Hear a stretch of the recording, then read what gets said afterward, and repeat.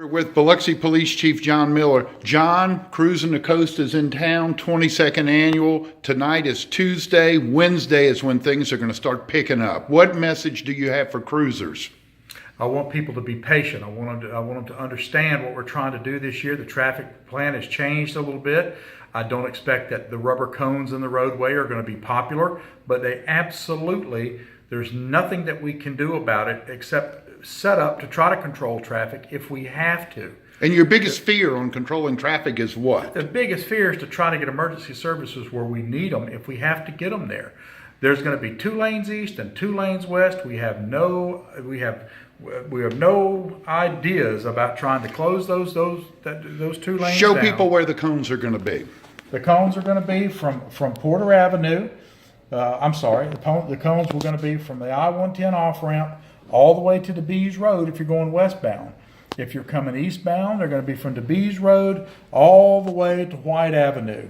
And they're going to stop at White Avenue. Reason for that is we're going to have designated turnarounds, and one of them is right down here. And so if someone's traveling and they decide they want to turn around and go back through the cruise again, they'll be able to turn around here. So if we had cones all the way down, they wouldn't be able to do that. So this is a great group every year, isn't it? it is. They're really great people. They have a good time. 99% of the time, they abide by the rules. They abide by the law. Usually, if we have a problem, it's not a registered cruiser. It's usually a spectator or someone who's not registered. So this year they're expecting 9,000 cruisers, and that's one of the reasons you needed this traffic plan, isn't it? Years ago they talked about capping this event. We've talked for years about that we've reached the point where our infrastructure can't handle it. Well, we're past that. We are past that. And they said, well, we'll cap it. Well, let's stop. Let's be realistic. There's no way to really cap it. Now, you could cap the amount of cruisers that you're going to allow to register, but like I said a minute ago, the cruisers aren't the problem. So we can't stop people coming into Biloxi and say, hey, Biloxi's full, you can't come in. So there's really no way to cap it. So what we can do, though, is think outside the box and try to set up a traffic plan where if we have to control traffic, we can. If we have to get emergency services somewhere, we can. If traffic gridlocks and it stops, we can get it moving again pretty quick. How are people going to know if we go to the traffic plan? We're going to have a lot of signage up.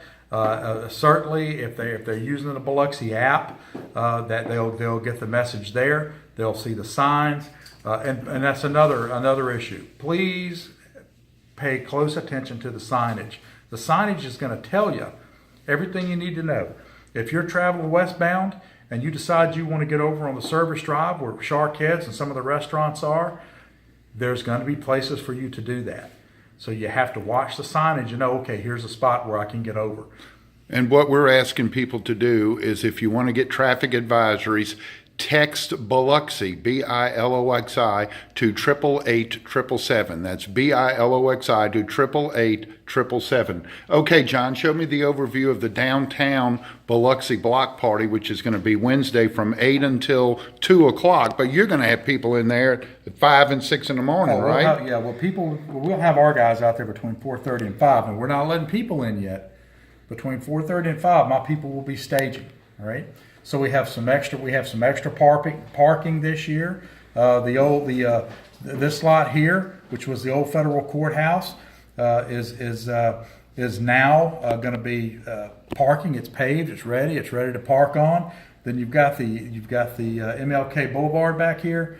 Last year we tried to get these people to come down here so we could bring most of cruisers along in this area, but we realized that a lot of these folks have been doing this for years. That's where they want to go. This is their spot. They like it, so we don't want to cause them problems. So there'll be plenty of parking back here. There's going to be plenty of lots along here to park in. Now, when the cruisers start coming in, everybody wants to park right in front of City Hall, and there's just no way that we can do that.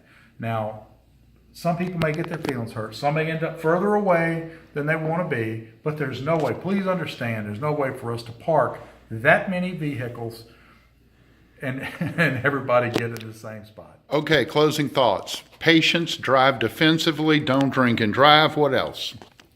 Don't be stunning. Don't get out there. Don't let spectators egg you on to stunt. Every year, just about it, there's a vehicle that loses control, and it's always because they're stunting, spinning their tires. John, thank you very much and good luck this week. Thank you very much. Don't forget the cones go out Wednesday at 11 o'clock and they will be in place for the duration of the event.